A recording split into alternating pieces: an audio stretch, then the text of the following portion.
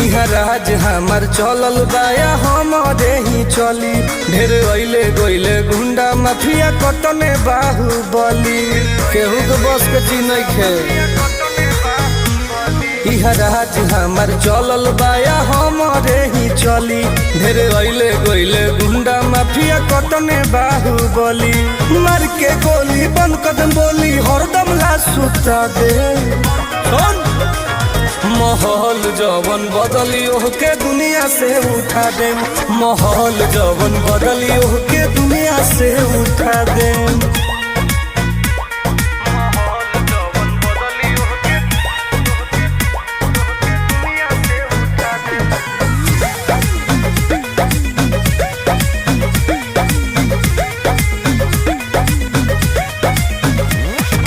police प्रशासन सरकार बहम